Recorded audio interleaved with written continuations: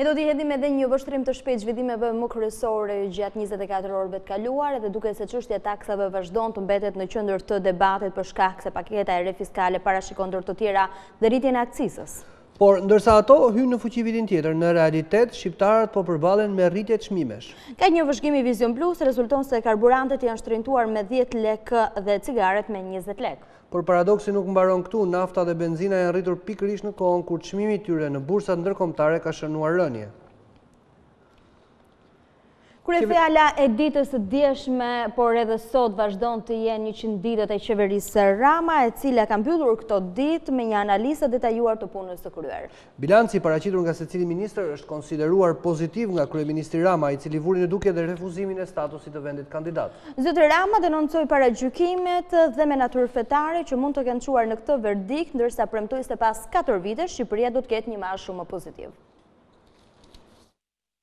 100 ditë që i parë kaloi shpejt dhe qeveria e Majt raportoi në detaje punën e saj gjatë kësaj periudhe.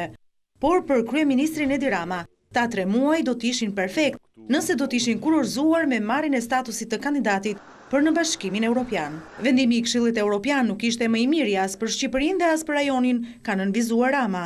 Mes heshtjes kokulur ndaj deklaratave të atyre që në çfarëdo gjuhë të Europës e akuzojnë haptazi Shqipërinë si çerdhen e gjithë zezave, dhe thënjes Shqip të vërtetës se këto lloj forcash dhe jo Shqipëria janë problemi i Bashkimit Evropian sot, nuk preferoj heshtjen tinzare për motive politike të brendshme, po shqipen e qartë. Shqipen europiane të na infrashit, që ja ka thënë këtij kombi ka herë se dielli i shqiptarëve lind nga perëndimi.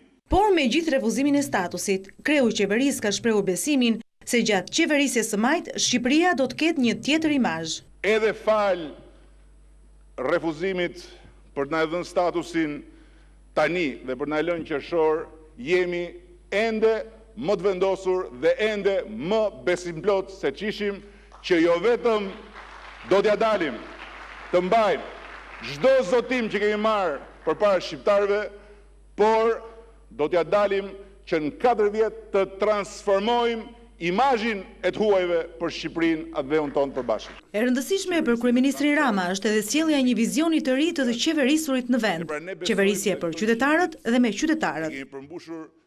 Po për të diskutuar rreth 100 ditëve të para të qeverisë Rama, ne kemi të ftuar gazetarin dhe analistin Aleksandër Çipa. Përshëndetje dhe mirëmëngjes. Përshëndetje.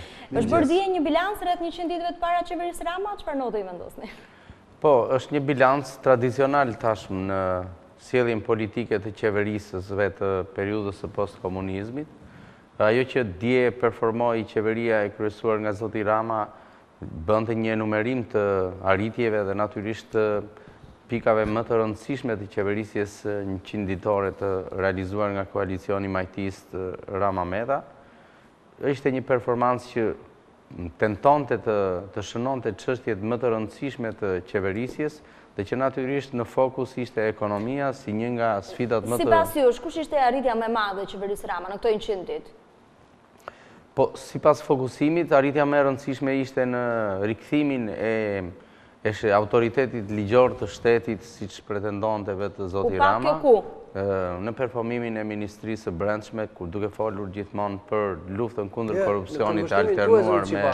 Nëse do kishim një renditje nga 1 deri në 10, çfarë note do jepni kësaj qeverie? Në këndvështrimin tim, arritja më e qëndësishme dhe ndoshta më e dukshme është lufta që po bën qeveria ndaj korrupsionit dhe sidomos ndaj vendosjes përballë ligjit të disa prej autoriteteve më të rëndësishme të qeverisjes vendore dhe të qeverisjes qendrore, ose më saktë të ish-drejtuesve të institucioneve të rëndësishme shtetërore. Kemi parasysh rastin e kryetarit bashkisë së Kansës. Në 10 vjetëshin e fundit, kur ndonjëherë autoritetet të zgjedhura të dala nga vullneti i votimeve popullore dhe autoritetet cilat kanë mbajtur mandate drejtuese në institucionet larta nuk janë vendosur para drejtësisë. Po kjo është vetëm një rast. Në media ka shumë raste të tjera të denoncuar dhe të zyrtarëve të lartë, të ministrave, ish-ministrave. Do të kemi emra të tjerë përballë drejtësisë? Sipas gjasave unë besoj që do të ketë, por natyrisht druaj që kjo të mos marrë formën e një fushate për të kapërcyer momentin e parë edhe të krizës që përjeton qeveria. Dihet që në politikë bërje shpesh aktet e denoncimit apo të padis ndaj titularve që kanë rezonim politik, përdoren për në një lloj alibie për të mbuluar çështje tjera cilat mund të jenë më kruciale për vetë themelin e qeverisjes dhe ekzistencën e qeverisjes.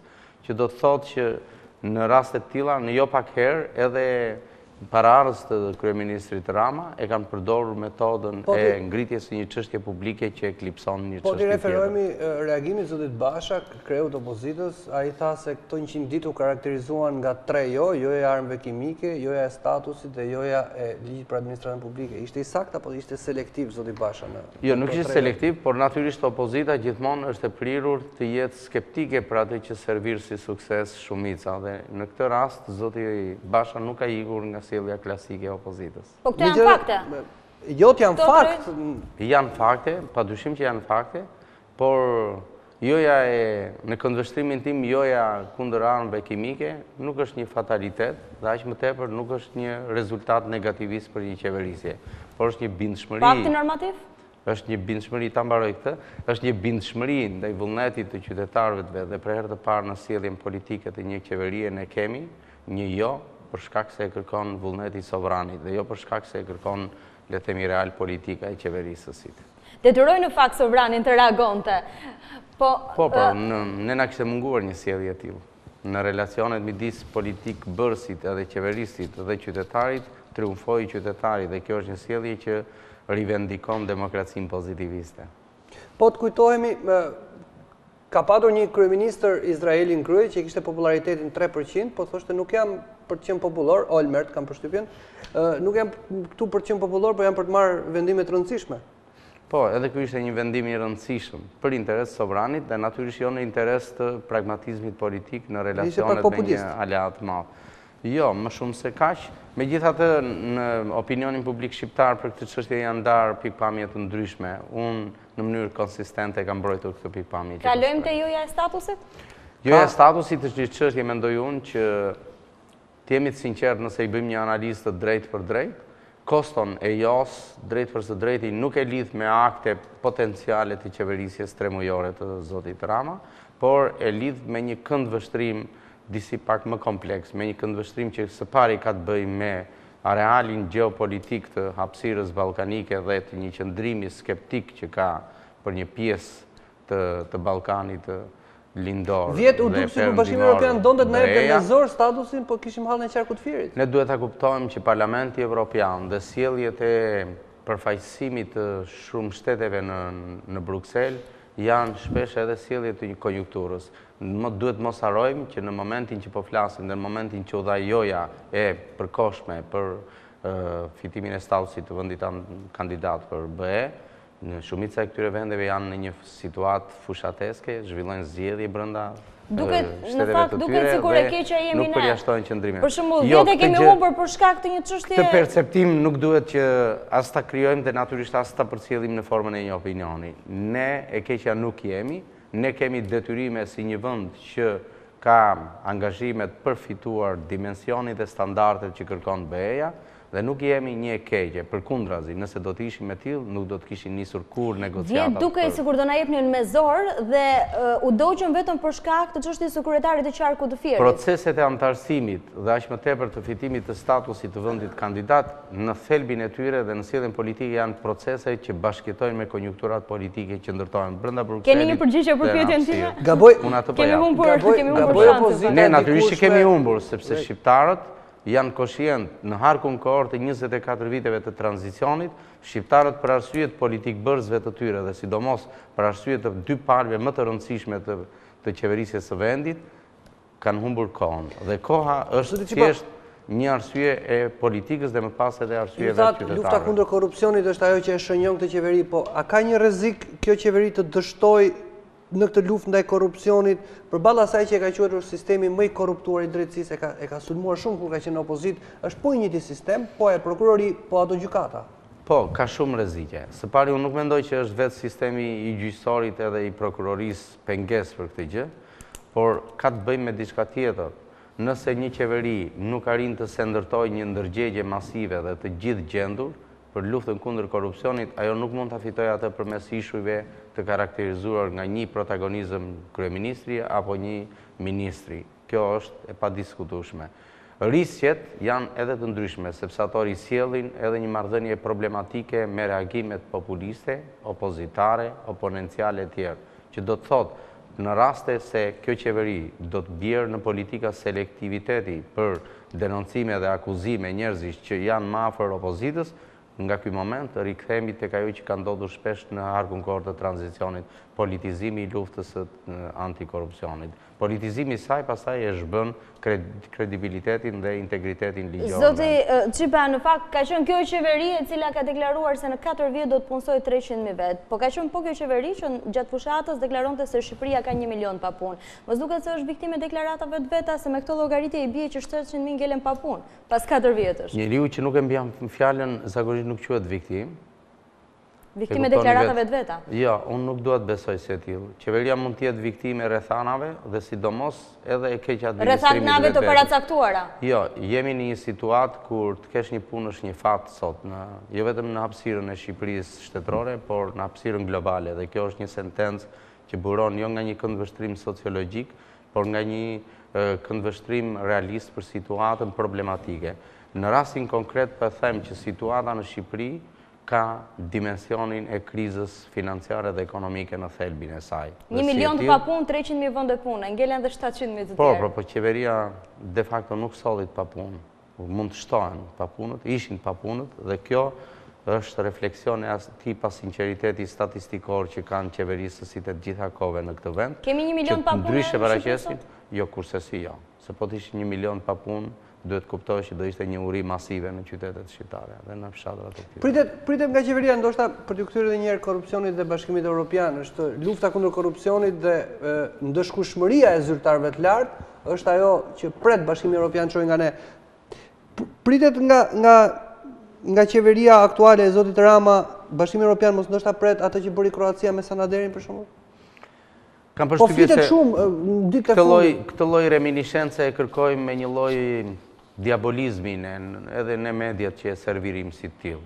Është e vërtet që korrupsioni në Shqipëri nuk është ndëshkuar në gjitha nivelet hierarkike të vete dhe praktikisht po t'i rikthehemi stilemës së famshme të mungesës së peshqve të mëdhenj, kjo nuk ka ekzistuar në praktikën antikorrupsion të shtetit shqiptar.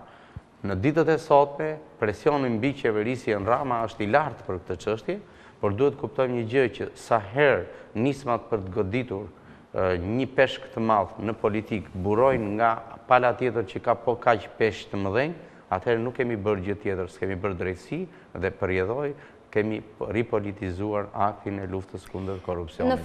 Në rastin e fundit çdo tentativë për ta ngritur në nivele të tilla të larta politike luftën kundër korrupsionit, nuk bëjmë gjë tjetër veç se politizojmë atë dhe e përdorim në mënyrë ju thot pala tjetër për ta mbyllur në këto 100 ditë qeverisë Rama, si është roli i opozitës në këto 100 ditë?